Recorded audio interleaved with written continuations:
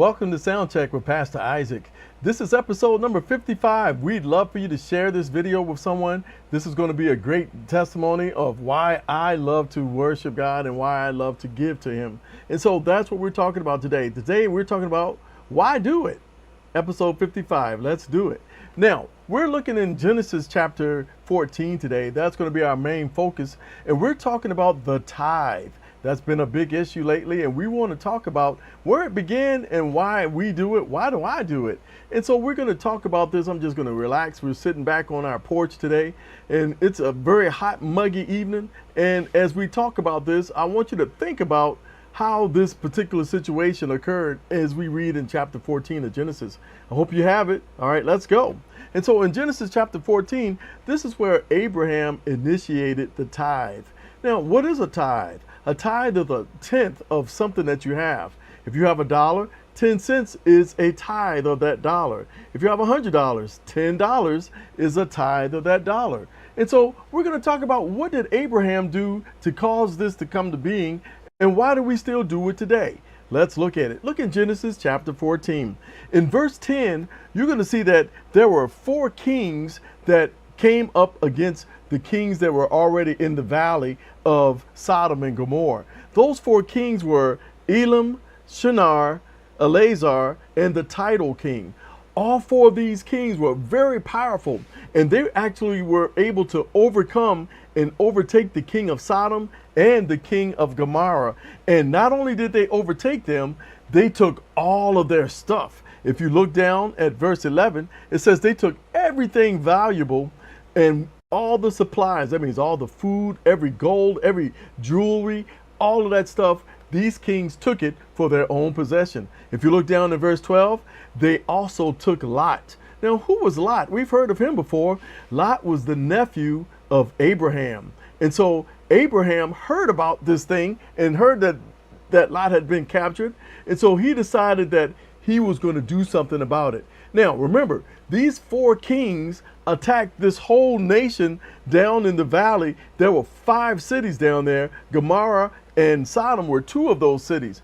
All of those kings were captured with all of their stuff. Now, let's see what happened.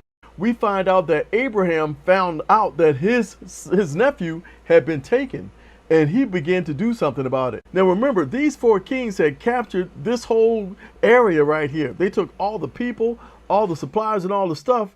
What could Abraham do? Abraham only had a few servants that were trained to fight. In fact, there were 318 of them, including himself. There were now 319 people against 4 kings and all of their army. Wow. Let's see what happened. That's what happened down in verse 14. Abraham armed all of his trained servants. And so let's read Genesis 14 verses 15 through 16, and let's see what happened.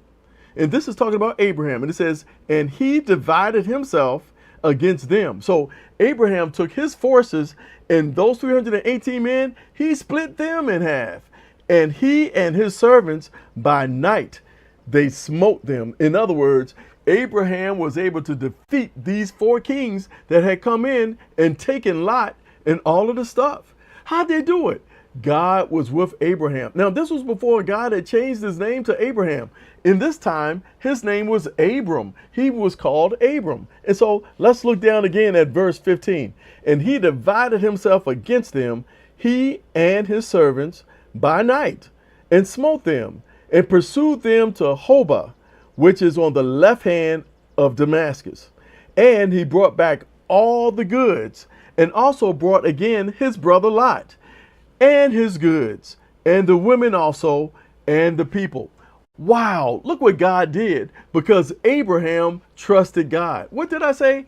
Abraham trusted God. And so Abraham was able to not only defeat the 4 kings, he was able to get all of the people back. He was able to get all of their stuff back. Let's see what happened. Down in verse 17, it says that the king of Sodom came out to congratulate Abram for what he had done.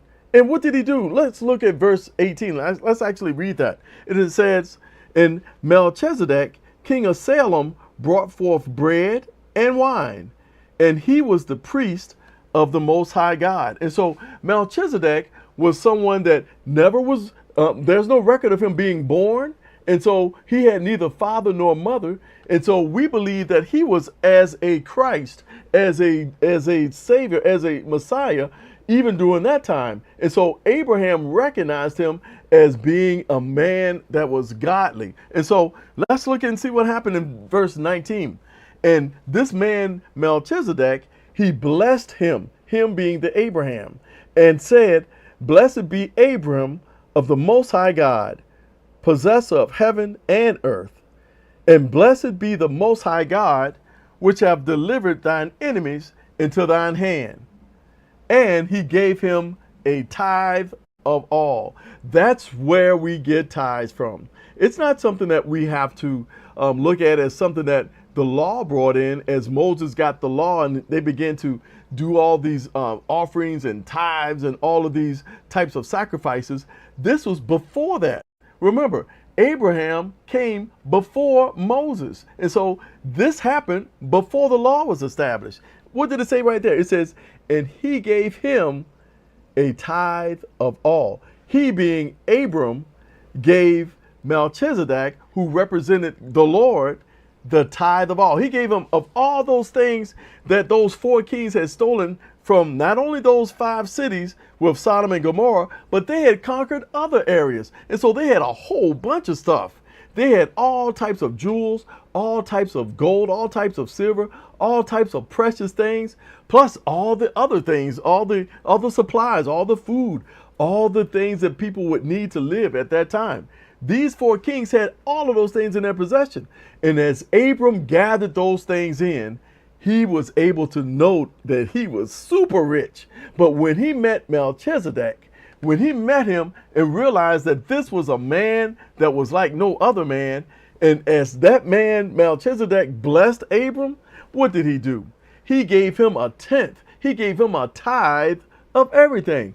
Remember, as the men and women of God bless us in our home churches, we give our tithe as unto the Lord. Now, it may be in the form of a check. It may be a form of Cash App or anything like that. But it is our blood, our sweat, our tears, and it's given to the Lord. Even though we're writing that to a particular church or a ministry, we're giving it unto the Lord, just like Abram gave it until Melchizedek. And so he gave that to him. Let's see what happened in verse 21. It says, and the king of Sodom offered Abram all the spoils except the people. The king was like, man, I thank you for what you've done. You can have all the stuff. We'll just start over and try to get our wealth back. But I am just grateful and thankful to you for getting all of our people back. What did Abram have to say about that? Look down in verse 22. He says, I just worship the Lord.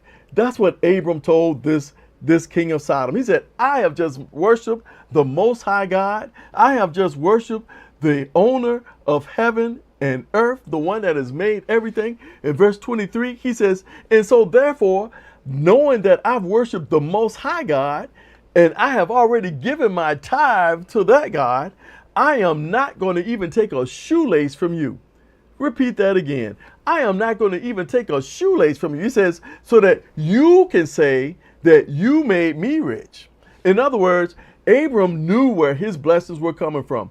Abram knew that 318 men plus himself, 319 people, could not defeat 4 kings with all types of armor, all types of weaponry. He knew that couldn't happen, but he understood that God was with him. He understood that God was on his side. He understood that God had caused him to be able to defeat those 4 kings, and not only defeat them, but to be victorious enough to be able to gather all the people back, all the stuff back, and be able to give that back to the people that it belonged to. And so he said, I'm not going to take anything from you so that you can say you made me rich.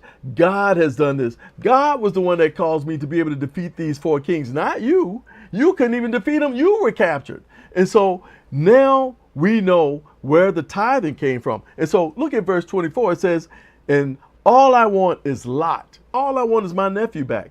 All I want is for him to be able to come back and live in Sodom in peace. And after he decided to do that, he also said, and the men that came with me, the 318 men, all I want them to do is to get something to eat, because they've been out here working all night fighting for you.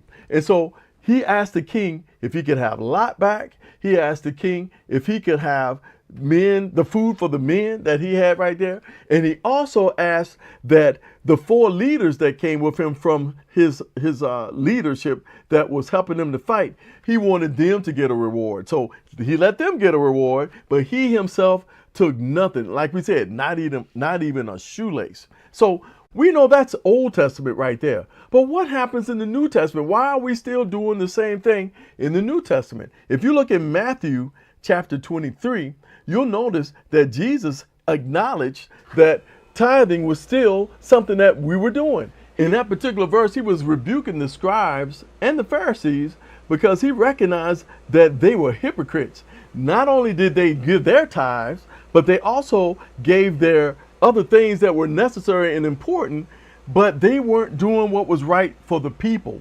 And so Jesus rebuked them. He said, yes, I want you to do that, the tithe and all those things, but you need to do the other things and leave nothing undone. All of it's important, not just the tithe part. Jesus wasn't saying get rid of the tithes. He was saying, yes, it's important. So yes, tithing is still for today. I know that my household is blessed because we tithe, not because we go to work, not because we are getting so much money in, but we are blessed because the God of this universe is still the same God. The word said he is the same today, yesterday, and he is the same forever. It is not going to change. God is not going to be different. He is going to be the same, and he's requiring the same thing from us. And so, yes, I'm going to continue to tithe because that's what I know God's called me to do. Now, I remember when I was a young Christian and I would get like 60 bucks working somewhere. And then I was looking at that thing. I'm like, wow, $6 is a whole lot of money to give the church plus an offering. Wow, what am I going to have left? Now I'm thankful that I don't have the $60 blessing because God has increased me. I make more than $60 a week now, but back then I couldn't see it. I am thankful that God has increased me from making 60 bucks. Can you say the same thing? Can you say that your God has caused you to increase? It's not because of what the kings of Sodom and Gomorrah did. It's not because of the things that someone else has promised you or made you rich. It is because God himself has made you rich. God himself has increased you. Now, I'm not rolling over with money as far as being rich with the bank account and all that. But I will say this, I am highly favored of God. You say that too. I am highly favored of God. And so that's why we tithe. That's why we give, because we serve a God that is worthy of glory, worthy of praise, and he's worthy of our money. He is worthy of the tithe. He's worthy of the offering. So after we give our tithe, we also give an offering. Why? Because God is good. And so I hope this helped you today. We'll come back again next week and we'll have some more fun together. God bless you. We'll see you next time.